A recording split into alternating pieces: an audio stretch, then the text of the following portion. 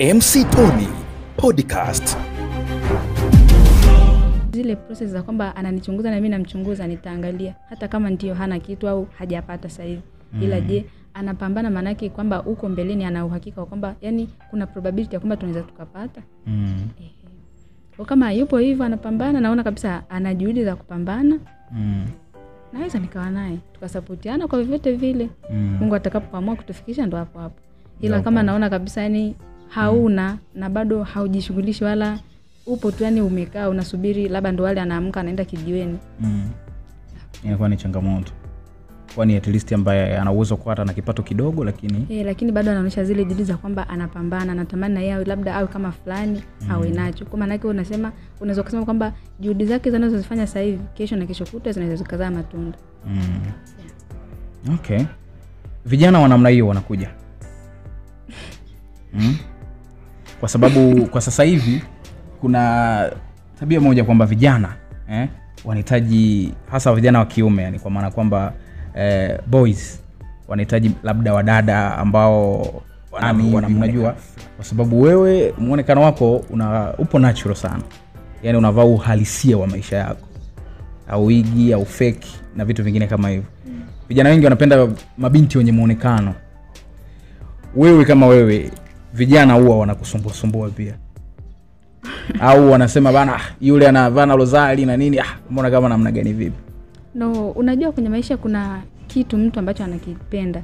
Mfano, mimi kuna kitu nakipenda lakini wewe hukipendi. Au mimi kuna kitu nakipenda rafiki yangu hakipendi. Au mwingine mkaka mwingine kuna kitu anakipenda lakini wewe hukipendi. Kwa hiyo unakuta labda mkaka mmoja anapenda kile kitu cha kwamba mimi labda msichana wangu awe hivi. Lakini anakuja mwingine anasema mimi bana nampenda mtu natural. Kwa hiyo wapo, sio kwamba kila mtu anampenda mtu ambaye anaishi yale maisha yani ya kuigaiga au maisha ya wazungu tunasema. Hapana, kuna wengine wanapenda maisha natural. Kwa hiyo ndio hivyo. Okay. Na ulishowahi kuingia kwenye mahusiano au upo kwenye mahusiano sasa hivi? Nipo kwenye mahusiano. Kwa sasa hivi kwenye mahusiano.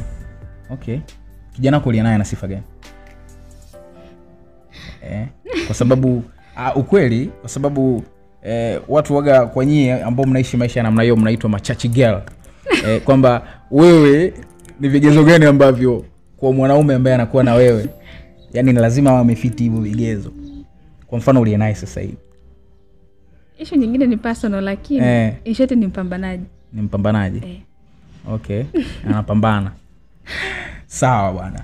Ukiwa unaishi maisha ya chuo, ukitazama wadada wenzako au wasichana wenzako ambao unaishi nao, pengine unaishi nao chumba kimoja au kuna wengine unaweza kuwa unasoma nao course moja pia, ni kitu gani ambacho ukiwaangalia yani unatamani mpaka umwambie bana hebu ishi kwenye mfumo huu basi, hebu ondoka kwenye njia alafu rudi kwenye njia nzuri? Ni kitu gani ambacho ukiangalia unaona wadada wengi wa chuo wanafeli sana?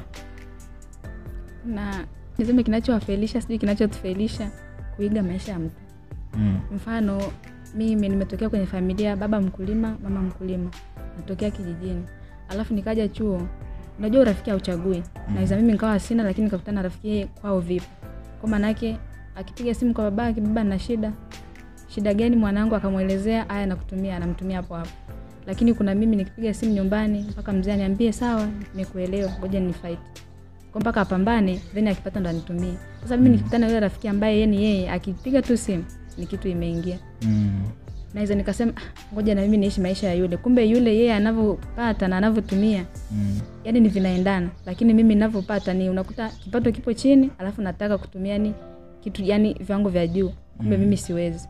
Sasa mimi inaniumiza sana. Maana ni like yani mimi nakuwa naona kama mtu anamtesa mzazi wake. Maana utataka kutaka vikubwa kutoka kwa mzazi, kumbe mzazi ukute hana. Kwa hiyo ni kama unamuumiza. Hujai kumpiga mzazi kizinga? Hujai kumpiga mzazi kizinga? Inawezekana ulipokuwa sekondari, chuo. Hapana. Hujai. Okay. Kitu gani ambacho utakuja kusahau kwenye maisha yako? Yani ukikaa ukikumbuka unasema hiki kipindi natamani kisijirudie tena. Yani kipindi hicho labda ulipitia changamoto fulani. Au kuna kitu tu fulani uliona anyway naomba kabisa hii sijirudie na kilikuumiza sana. Vitu vingine pia ni sensitive, lakini kwa ufupi siwezi kusahau vipindi viwili kwenye maisha yangu mpaka hapa nilipofikia. Kipindi cha kwanza nilikuwa form 4. Siwezi kuelezea nini kilitokea, ila sitamani kijirudie wala simuombi Mungu kijirudie. Alafu kipindi cha pili hivi nilivyokuwa mwaka wa pili nilivyokuwa field. Sitamani hivyo vipindi viwili vijirudie kwenye maisha yangu. Hautamani kabisa. Kwa ukikumbuka unaona kabisa naumia hadi kulia kabisa. Pole kwa kweli. Anyway, ni kitu ambacho kilikugusa direct sana. Inaweza kama msiba. Option 3, msiba, mapenzi. Viwili kwanza. Msiba au mapenzi? Sio hiyo. Nje kabisa. Anyway, sawa. Wewe ukienda dukani, kwanza wewe una utaratibu wa kwenda kununua, kufanya shopping na nini? Una utaratibu? Utaratibu wako upoje? Maybe kila mwezi. Au utaratibu wako kwenda kufanya shopping upoje? Sio kila mwezi wala siwezi kusema ni baada ya muda gani. Ila kitu ninachokihitaji kikiisha ndo naweza nikaenda dukani, na ile tabia ya kununua vitu kwa pamoja. Labda kama ni mafuta, sijui sabuni nini, yani matumizi yangu. Kwa maana yake nikienda siku hiyo dukani najua kwamba nanunua kitu fulani kwa ujumla. Then nikirudi maana yake nitakaa kwa muda mrefu bila kwenda. Kwa hiyo siwezi kusema labda ni mwezi au wiki. Hapana. Okay. Na wewe ukimaliza chuo, kwa sababu kwa mfano sasa hivi kwa mwaka 3 ndio unamaliza. Kwa maana kwamba unatamani sana ukimaliza chuo, elimu yako ya chuo kikuu, unatamani sana ufanye shughuli gani baada ya kutoka? Au kama kuna kitu ambacho unakifanya kwa sasa hivi kama biashara, ni biashara gani ambayo unaifanya? Sasa hivi kwa uchache sana ususi. Ususi. Kwa uchache sana. Kwa umeshaiweka kama biashara rasmi? Sio rasmi hivyo. Kwa sababu ndio hivyo unakuta muda mwingine sina muda. Labda naingia vipindi, alafu vifaa na eneo la kufanyia pia unakuta ndio hivyo tupo hostel. Kwa hiyo ukafanya hivyo vitu hostel.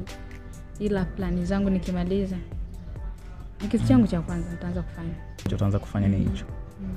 Ususi. Kwa maana kwamba unatamani uwe mtaani unafanya biashara ya ususi. Uwe na ofisi yako. Ulishawahi kuplani sasa, ushaplani kwamba ni sehemu gani utafanya, kwa sababu sasa hivi mbakiza miezi tu ya kuondoka chuo? Tayari nimeplan. Tayari umeplan. Okay.